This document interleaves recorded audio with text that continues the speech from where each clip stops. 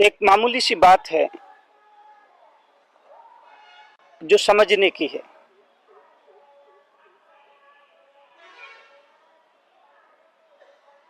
और बात सिर्फ इतनी सी है कि जिंदगी की सारी गड़बड़ियां आंख से शुरू होती हैं।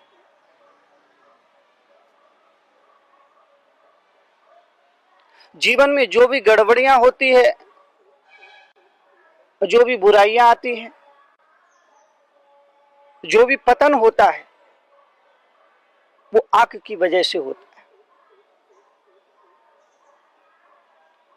इसलिए हमारे ऋषियों ने, मुनियों ने, आचार्यों ने, विचारकों ने, चिंतकों ने, प्रज्ञा पुरुषों ने, अवतार पुरुषों ने, तीर्थंकर पुरुषों ने, महापुरुषों ने कहा कि आंख का संयम संभालो।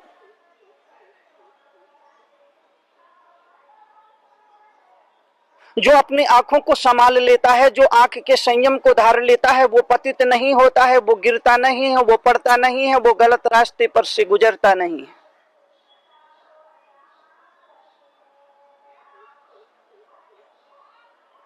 जिंदगी में सारी गड़बड़ियां, जिंदगी में सारी गड़बड़ियां, जिंदगी में सारी गड़बड़ियां, जिंदगी में सारी गड़बड़ियां, जिंदगी में सारी गड़बड़ियां आदमी की आंख की वजह से होती है। ये आंख बड़ी नालायक है।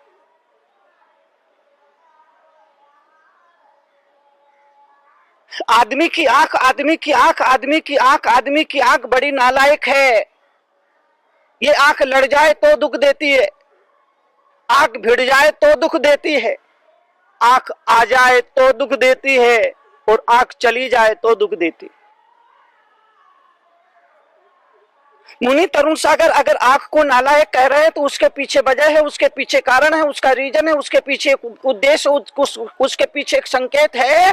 नालायक इसलिए कह रहा हूं, आंख को नालायक इसलिए कह रहा हूं कि जिंदगी में जितनी गड़बड़ियां शुरू होती है वो आंख की वजह से होती है। ये आंख आ जाए तो दुख देती है, ये आंख चली जाए तो दुख देती है, ये आंख लड़ जाए तो दुख देती है, ये आंख भिड़ जाए तो दुख देती है।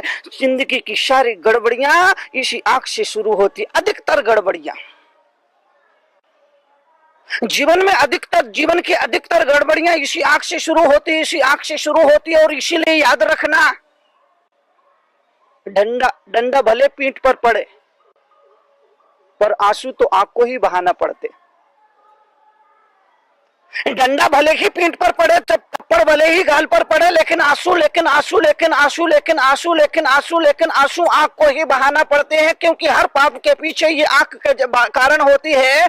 हर गलत के मूल में, हर पाप के मूल में कहीं ना कहीं आंख का पहला चरण होता है। इसलिए पीठ पर डंडे पड़ने के बावजूद भी पीठ को आंसू नहीं बहाना पड़ते हैं, आंसू आंख को ही बहाना पड़ते हैं।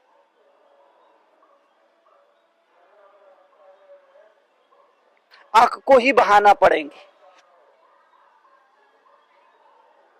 आंख जीवन के लिए मार्मिक है। हमारे आचार्यों ने कहा, हमारे ऋषियों ने कहा है कि पाप का प्रारंभ आंख से होता है, तो भक्ति का प्रारंभ भी आंख से ही होता है। पाप का प्रारंभ, पाप का प्रारंभ आंख से होता है। यह बात सच है, 100% सच है। तो यह भी सही कहा, यह भी कहा कि जीवन में भक्ति का प्रारंभ भी आंख से ही होता है। जब आंख पाप से शुरू होता है तो पाप पतन की ओर ले जाता है। जब भक्ति आंख से शुरू होती है तो भक्ति जीवन को उत्थान की ओर ले जाती है। निर्णय हमारा, आपका अपना काम आने वाला है। इस आंख से पाप का प्रारंभ करना है या फिर इस आंख से भक्ति का प्रारंभ करना। काम पहले आंख में पैदा होता है। याद रखिए, जीवन के सच को याद रखिए, जीवन के सच को याद करके चलिए, जीवन के सच को मान करके चलिए। आंख आंख आंख पहले काम में पैदा होता, आंख काम पहले आंख में पैदा होता है, फिर मन में आता है। अगर आप अपने मन को पवित्र रखना चाहते हैं तो आंखों को संभाल लो, आंख के संयम को संभाल लो। पूयात पवित्रो भगवान मनो। आचार्य शमदभट्ट ने चंद्र प्रभु भगवान की स्तुति करते हुए कहा कि हे भगवान, ऐसा आशीर्वाद दो, ऐसी अनुकंपा करो, ऐसी कृपा दृष्टि करो कि मेरा मन पवित्र हो जाए। पूयात पवित्रो भगवान मनो में, मैं आपकी भक्ति कर रहा हूँ, आपका स्तुति कर रहा हूँ, आपकी पूजा कर रहा हूँ, आपकी अर्चना कर रहा हूँ, तो सिर्फ आपसे यही चाहता हूँ, मेरा मन पवित्र हो जाए, मेरा जीवन पवित्र हो जाए, मेरा चित्त पवित्र हो जाए। भगवान की भक्ति का फल चित्त की पवित्रता है, मन की शुद्धि है। एक जंगल था, जंगल में पेड़ था, पेड़ पर कौवा था। एक जंगल, जंगल में पेड़, पेड़ पर एक कौवा। शाम का वक्त था, अंधेरा घिर चला था। एक हंस हंसनी का जोड़ा उड़ता हुआ आया और कौवे से बोला, अंधेरा हो चला है, हम रात में इस पेड़ पर विश्राम करना चाहते हैं। कौवे ने कहा करो, और वो हंस हंसनी उसी पेड़ पर रात्रि विश्राम के लिए ठहर गए। कौवे की आंख बुरी होती, कौवे की आंख बड़ी चंचल होती, कौवे की नजर बुरी हो गई। और याद रखना, जो आंख से पाप करते हैं वो मर करके अगले जन्म में कौवा होते। याद करना, याद करना, याद करना, जो आंख से पाप करते हैं, जो अपनी नजर को बिगाड़ लिया करते हैं, जो बुरी नजर को लेकर के जीते हैं, जो बुरी नजर रखते हैं, जो आंख से पाप करते हैं, जो आंख से पाप करते हैं, वो अगले जन्म में मर करके कौवा होते हैं। अब जिन्हें कौवा होना है वो अपनी नजर को बिगाड़े, वो अपनी आंख को बिगाड़े, वो आते जाते उठते बैठते सारे दिन आंख से पाप करे। और इस योनि में जाने से बचना है तो आंख का संयम रखो, अपनी आंखों को संभाल के रखो, आंखों में सम्यक दृष्टि पैदा करो, आंखों में हंस दृष्टि पैदा करो, आंखों से सिर्फ भगवान की भक्ति करो, संतों के दर्शन करो, सत्य के दर्शन करो। कौवे की नजर बुरी होती है, कौवे की आंख बुरी होती है। याद रखना, याद रखना, याद रखना, याद रखना, जो आंख से पाप करता है वो कौवा होता है, अगले जन्म में कौवा बनता है। कौवे की नजर बिगड़ गई, कौवे की नजर बुरी नजर में वो हंसनी आ गई और उसने तय किया कि वो हंसनी को अपना बनाएगा। सुबह हुआ, हंस हंसनी का जोड़ा जाने लगा तो कौवे ने हंसनी का हाथ पकड़ लिया। हंसनी ने कहा, आप ये क्या कर रहे हो? कौवा बोला, हंसनी आज से मेरी हुई। हंस और कौवे दोनों में झगड़ा हुआ, केस अदालत में चला। कौवा बड़ा चालाक था, कौवे ने न्यायाधीश के पास जाकर के उसको रिश्वत पकड़ा दी और कहा कि अगर तुमने कल मेरे पक्ष में फैसला दिया तो मैं तुम्हारे मृत माता पिताओं को दिखाऊंगा, उनसे मिलवाऊंगा।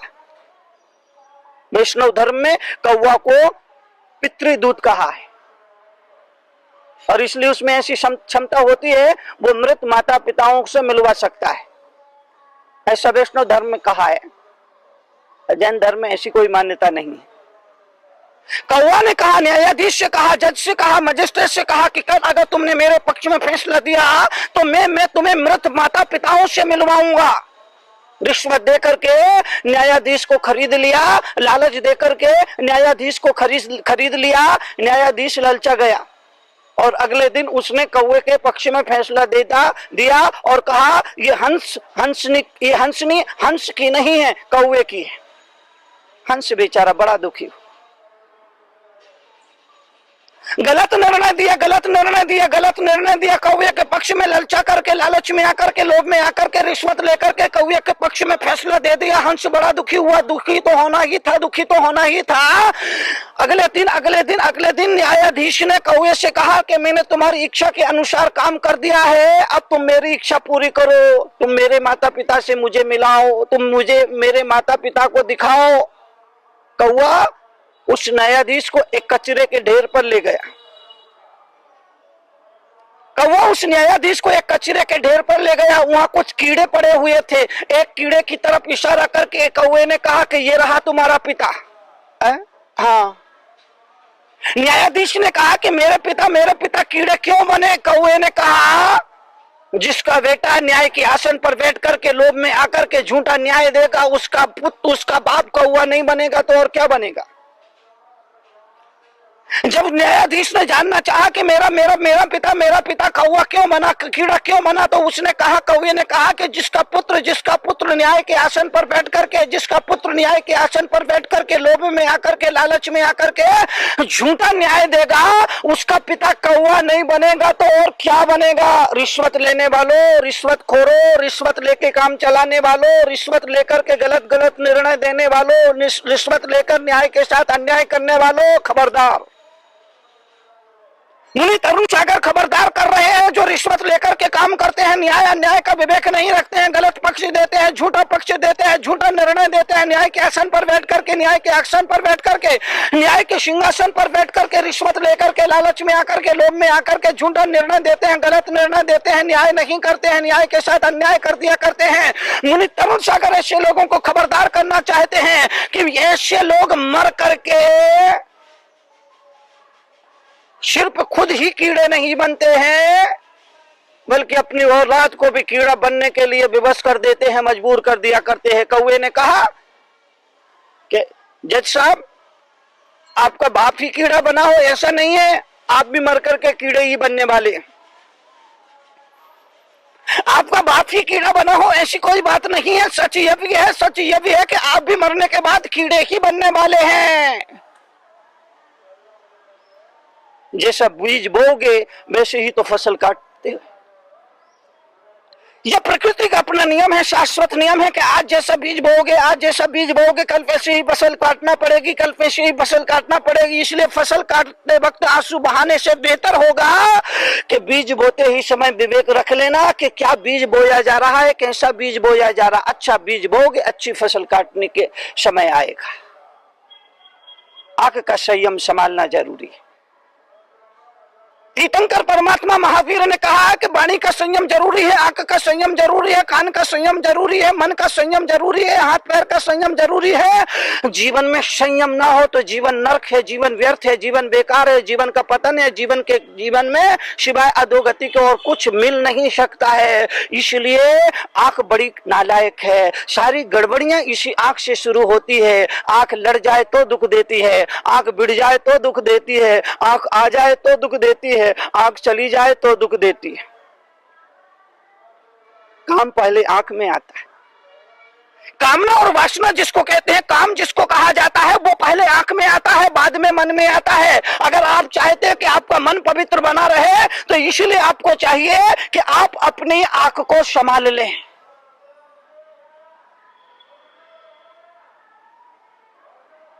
और काम जब आंख में आता है तो पहले आंख बिगड़ती है। आंख बिगड़ेगी तो बाद में मन बिगड़ेगा,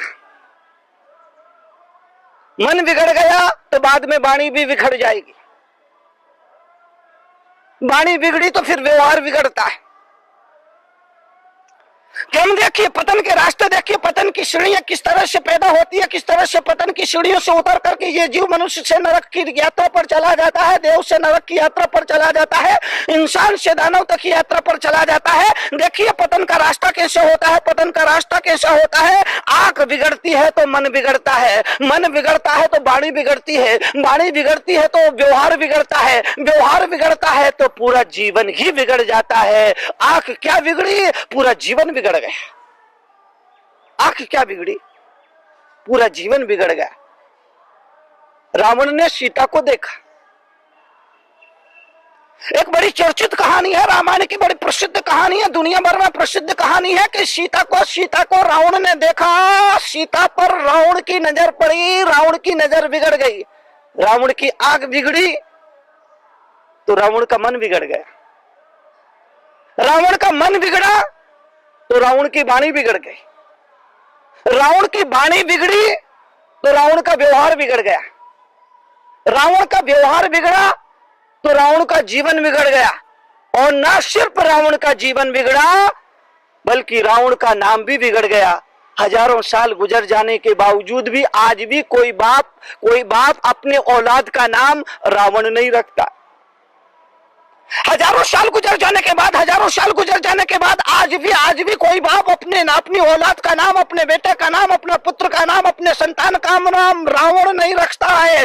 पिछले 20 साल से हिंदुस्तान की यात्रा पर हूं, पिछले 20 साल से भारत की यात्रा पर विचरण कर रहा हूं। कई राज्यों में गया हूं, दिल्ली से लेकर के उत्तर प्रदेश, उत्तर प्रदेश से हरियाणा, हरियाणा से राजस्थान, राजस्थान से मध्य प्रदेश, मध्य प्रदेश से गुजरात, गुजरात से महाराष्ट्र, महाराष्ट्र से अब कर्नाटक। कई राज्यों की पदयात्रा की, हजारों लाखों लोगों से मुलाकात की, लेकिन आज तक मुझे ऐसा कोई आदमी नहीं मिला जिसका नाम हो रावण। रावण की आग बिगड़ी तो रावण की वाणी बिगड़ गई, रावण की वाणी बिगड़ी तो रावण का व्यवहार बिगड़ गया, रावण का व्यवहार बिगड़ा तो रावण का जीवन बिगड़ गया, जीवन बिगड़ा तो नाम बिगड़ गया, नाम क्या, रावण का पूरा खानदान बिगड़ गया। ना सिर्फ रावण का नाम कोई बाप अपने बच्चे का रखता है, बल्कि रावण के परिवार के किसी भी सदस्य का, रावण के खानदान के किसी भी सदस्य का कोई बाप अपनी औलाद का नाम नहीं रखता है। ना कोई कुंभकर्ण नाम रखता है, ना कोई विभीषण नाम रखता है, ना कोई रावण नाम रखता है। पूरे खानदान के नाम में से कोई भी बाप अपने औलाद का नाम रावण नहीं रखता है। पूरा नाम, जीवन बिगड़ा, पूरा खानदान बिगड़ा, रावण का नाम भी बिगड़ा। इस आंख की वजह से, इस आंख की वजह से। इसलिए आंखों को संभालो। ये आंखें मिली है भगवान का दर्शन करने के लिए, सत्य का दर्शन करने के लिए। सत्य के सौंदर्य को देखना बुरा नहीं है, लेकिन दुनिया के सौंदर्य को देखना बुरा नहीं है, लेकिन उस सौंदर्य के साथ सत्यम शिवम सुंदरम, सत्य भी जुड़ना चाहिए और शिव भी जुड़ना चाहिए, और सौंदर्य बुरा नहीं होता। सत्यम शिवम सुंदरम के गुणगान गाने वाला ये मुल्क है, सत्यम शिवम सुंदरम की उपासना करने वाला ये मुल्क है, सत्यम शिवम सुंदरम की उपासना करने वाला ये मुल्क है। सुंदर का हमारे यहाँ पूजा जाती है, सौंदर्य की हमारे यहाँ पर पूजा होती है, लेकिन अकेले सुंदरता से काम नहीं चलेगा, अकेला सौंदर्य काम नहीं आता है। सौंदर्य वो पूज्य होता है जिस सौंदर्य के साथ में सत्य भी होता है और शिव भी होता है। सत्यम शिवम सुंदरम, वो सुंदरता, वो सौंदर्य पूजा के काबिल है, आराधना के काबिल है, उपासना का काबिल है, जिस सौंदर्य के साथ सत्य भी हो और शिव भी हो। अब सत्य गायब हो गया, शिव भी गायब हो गया, केवल सुंदरता रह गई। ओल्ड से ओल्ड आदमी को भी लेटेस्ट से लेटेस्ट फैशन चाहिए। आज का जमाना कुछ इस तरह से बन गया है कि ओल्ड से ओल्ड आदमी को भी लेटेस्ट से लेटेस्ट जमाना आ गया है कि ओल्ड से ओल्ड आदमी को भी लेटेस्ट से लेटेस्ट फैशन चाहिए। दो ही बुराइयां मनुष्य जाति में है, एक बुराई भाई लोगों में है, एक बुराई माताएं बहनों में है। भाई लोग व्यसनों की बुराई से ग्रसित है, माताएं बहनें फैशन की बुराई से ग्रसित है। फैशन और व्यसन मनुष्य जाति में मुनि तरुण सागर जैसे लोगों को लगता है, मुनि तरुण सागर जैसे लोगों को लगता है कि दो ही बुराइयां हैं, एक तो फैशन की बुराई है, एक व्यसन की बुराई है। एक से मनुष्य जाति में पुरुष लोग ग्रसित है, एक से महिलाएं ग्रसित है। ये दोनों की वजह से जीवन में बर्बादियां हो रही है। रावण का नाम कोई नहीं रखता है। मनुष्यों में एक रावण है जिसके नाम पर कोई अपने बेटे का नाम नहीं रखता है, और जानवरों में कुत्ता है। हाथी के नाम पर अपने बेटे का नाम हाथी सिंह रखा जाएगा, शेर के नाम पर शेर सिंह भी रख लिया जाएगा, गजराज सिंह भी हो जाएगा, अश्वसेन घोड़े के नाम पर भी किसी का नाम मिल जाएगा, गंधर्व सेन गधे के नाम पर भी किसी का नाम मिल जाएगा, लेकिन किसी बाप ने अपने बेटे का नाम कुत्ता चंद नहीं रखा होगा। आज तक मुझे ऐसा कोई नाम सुनने में पढ़ने में नहीं आया किसी बाप ने अपने बेटे का नाम कुत्ता चंद रखा हो या अपनी बेटी का नाम कुतिया कुमारी रखा हो। दो ही है इंसानों में रावण है जिसके नाम पर कोई अपना बाप कोई अपने बेटे का नाम नहीं रखता है। जानवरों में सिर्फ एक कुत्ता ऐसा प्राणी है जिसका पर अपना कोई भी बाप अपना बेटे का अपनी बेटी का नाम नहीं रखता है।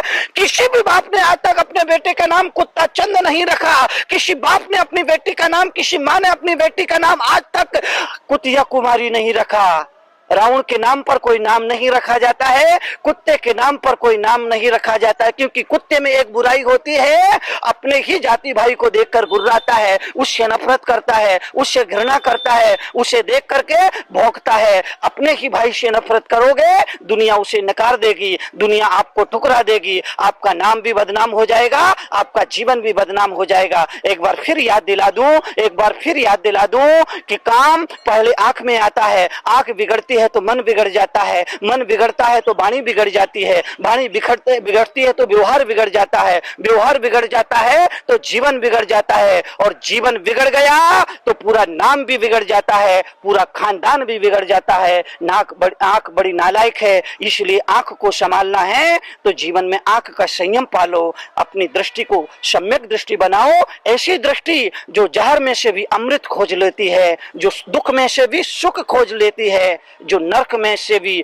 स्वर्ग खोज लेती है, ऐसी दृष्टि को ही भगवान महावीर ने सम्यक दृष्टि कहा है। और जो सम्यक दृष्टि होता है वही सम्यक दर्शन, सम्यक ज्ञान, सम्यक चरित्र की आराधना करता है, वही मोक्ष का अधिकारी है, वही स्वर्ग का अधिकारी है।